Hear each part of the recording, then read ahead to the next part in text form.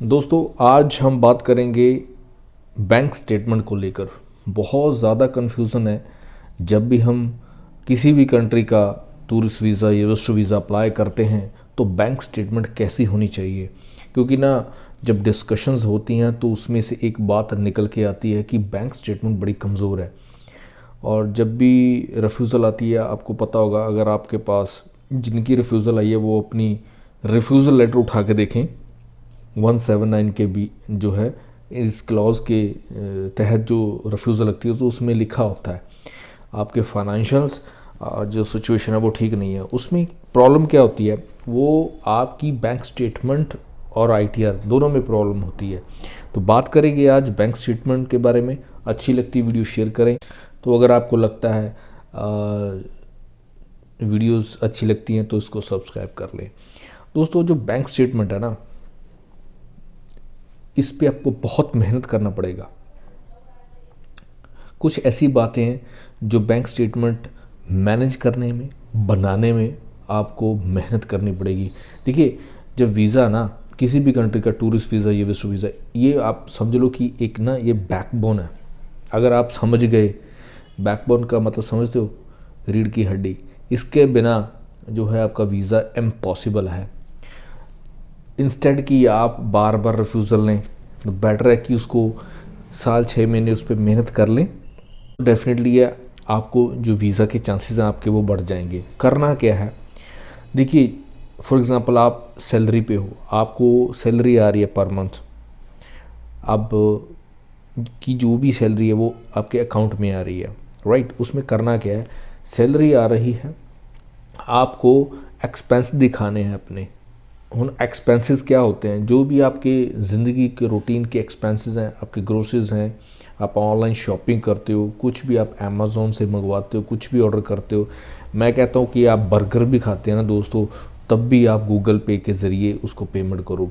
आपको करना क्या, सिर्फ़ और सिर्फ जो पेमेंट करनी है ना वो गूगल के ज़रिए करनी है। अब ज़्यादातर हम क्या करते हैं, फॉर एग्ज़ाम्पल आपकी सैलरी है 1 लाख रुपया, आपने उसमें से 50,000 रुपया एटीएम से विड्रॉल ले लिया, राइट। तो अब क्या हुआ, आपने जो 50,000 आपने एटीएम विड्रॉल लिया है वो आपने 100 बंदों में बांट दिया एक्सपेंस के ज़रिए। अब करना क्या था, 50,000 निकलवाने की जगह आप उसी में से ट्रांजैक्शन करते गूगल पे के ज़रिए। अब तो दोस्तों इतने ज़्यादा डिजिटल पे आउट्स हैं, पेटीएम है, गूगल पे है, अमेज़न पे है, हर एक डिजिटल प्लेटफॉर्म ने ये शुरू कर दिया है। आपको तो विड्रॉल करने की ज़रूरत ही नहीं है। अगर वो 100 पेमेंट्स आप अपने गूगल पे के ज़रिए अकाउंट से करते तो आपकी जो स्टेटमेंट है वो देखो, एक एक तरफ देखो आपने 50,000 विड्रॉल ले लिया, एक एंट्री आई। दूसरी तरफ आपने वही जो 50,000 निकलवाना था उससे 100 एंट्री करनी थी, वो 100 एंट्री करो तो आपकी गूगल पे से करोगे तो 100 एंट्री आपके अकाउंट में आएंगी। इससे होगा क्या, इससे आपका लिविंग स्टाइल पता चलेगा वीज़ा ऑफिसर को कि वाकई बंदा ये अपनी होम कंट्री में जो है अच्छा खासा रह रहा है, कमा भी रहा है, एक्सपेंस भी कर रहा है, और उसके बाद जो बच रहा है that is your saving, that is your bank balance. समझ रहे हो, इसी को कहते हैं बैंक स्टेटमेंट को मैनेज करना। लेकिन ये हो नहीं रहा, क्योंकि इसको करने के लिए बड़ा टाइम चाहिए, इसको करने के लिए एक सरदर्दी चाहिए जो हम लेते नहीं। हम तो चाहते हैं कि बस अप्लाई करें और अगले हफ्ते ही हमारी फ़्लाइट हो जाए, बट इट्स नॉट पॉसिबल दोस्तों, ये पॉसिबल नहीं है। देखिए, सुख मिलेगा अगर आप दुख सहेंगे। दुख क्या है, आपको मेहनत करना पड़ेगा, राइट। मेहनत करोगे तो बैंक स्टेटमेंट आपकी होगी। अब इसमें दूसरी बात आती है दोस्तों, बैंक स्टेटमेंट में जो बैलेंस है वो कैसा होना चाहिए, इसमें भी बड़ी कन्फ्यूज़न है। बैंक स्टेटमेंट तो मैनेज कर ली, लेकिन बैलेंस रखना कितना है, इसमें भी बहुत सारी जो है कन्फ्यूजन्स है। देखिए, बैंक बैलेंस डिपेंड करता है आपकी टूर कॉस्ट के ऊपर। फॉर एग्ज़ाम्पल आप होटल या टूरिज़्म के पर्पस से जा रहे हैं। अब आपको पता है कि आप कनाडा जा रहे हो, आपने 2 हफ्तों के लिए, 15 दिन के लिए जा रहे हो, तो 15 दिन के लिए क्या कॉस्ट आ रही है टूर की, ये भी डिपेंड करता है आप कौन कौन से होटल ले रहे हो। अगर आपको लगता है कि भी ज़्यादा कॉस्टली होटल हैं वो ना लें, मीडियम आप ले सकते हो, ठीक है। और उससे क्या होगा, आपका जो बजट है वो बजट आपके पॉकेट में रहेगा। अदरवाइज़ आप ज़्यादा महंगे होटल लोगे, राइट, तो उससे क्या जो आपका बजट है वो हिल जाएगा और बैंक स्टेटमेंट में बैलेंस उतना नहीं है, तो वो जो है डिफरेंस है वो वीज़ा ऑफिसर को समझ नहीं आएगा, तो वो आपको रिफ्यूज़ल दे देगा। सो इसलिए जो आपकी टूर की कॉस्ट है, सारे खर्चे, मतलब उसमें आप अपनी टिकट भी लगा सकते हो। एक आपको एप्लीकेशन में बताना है वीज़ा ऑफिसर को, सर ये मेरे एक्सपेंसेस होने वाले हैं और इसके लिए मेरे पास सफिशिएंट बैलेंस है, और साथ में आपने ITR लगा देनी है, और जिससे वीज़ा ऑफिसर को लगे वाकई ये बंदा कमा रहा है साल का, और उसके बाद इसके पास 15 दिन का बैलेंस भी है,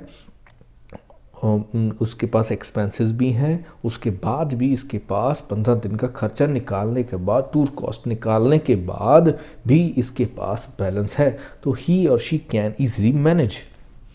अब आप बात करते हैं एक्सपेंस कितना आएगा अगर आप अकेले जा रहे हैं। फॉर एग्जांपल आप टूरिज़्म के बेस पे जा रहे हैं, उसमें टूर की कॉस्ट, आपकी टिकट की कॉस्ट, राइट, आप वहाँ पे होटल कौन से ले रहे हो, आप वहाँ पे कौन से साइट सीइंग देख रहे हो, उनकी कॉस्ट।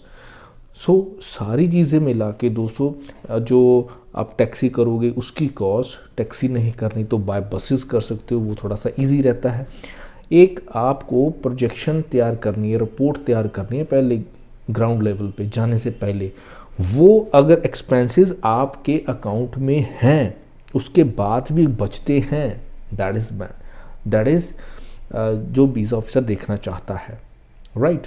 अप्रॉक्सीमेटली अगर मैं बात करूं तो आपके पास $100 पर डे के हिसाब से होना चाहिए। अगर मैं मिनिमम भी लगा कर चलूँ, 15 दिन का है, $1500 आपके अकाउंट में होना चाहिए इजीली, मिनिमम, राइट। अगर आप ऐसा करोगे दोस्तों तभी आपकी स्टेटमेंट मैनेज होएगी, अदरवाइज़ आपकी बैंक स्टेटमेंट मैनेज नहीं होएगी। दोनों तरीके बता दिए, बैंक स्टेटमेंट भी मैनेज करना है, इससे आपका बैंक बैलेंस भी मेंटेन हो जाएगा और इजीली आपको वीज़ा ग्रांट हो जाएगा। अगर आप सोचते हो कि बैंक बैलेंस या बैंक स्टेटमेंट के ऊपर काम नहीं करेंगे, कुछ ऐसे ही वीज़ा ट्रायल करके देख लेते हैं, क्योंकि ना मार्केट में ट्रायल बहुत चलते हैं दोस्तों, आप नहीं करोगे तो आगे वाला ट्रायल कर लेगा, और होता भी ऐसे ही है। ट्रायल के चक्कर में फिर दोस्तों के हाथ में लगेंगी सिर्फ और सिर्फ रिफ्यूज़ल्स, वीज़ा नहीं हाथ लगेगा। सो बेटर है कि रिफ्यूज़ल तक ना पहुँचें, वीज़ा ही आपको फर्स्ट अटैम्प्ट में मिल जाए तो बेटर है कि भाई 6 महीने साल अपनी बैंक स्टेटमेंट के ऊपर काम कर लो, आपके बैंक बैलेंस के ऊपर काम कर लो, आपकी इनकम टैक्स रिटर्न के ऊपर काम कर लो। कोई भी कंट्री आपको वीज़ा देने से नहीं रोक सकती। So it's very simple. नहीं समझ आया किसी भी टाइम कॉल करके मेरे से अपॉइंटमेंट फिक्स कर ले, मुझसे आके मिलें।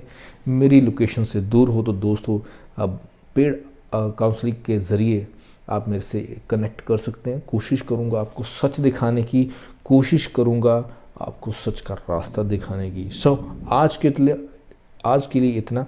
नेक्स्ट वीडियो तक इंतज़ार। Till then, thank you.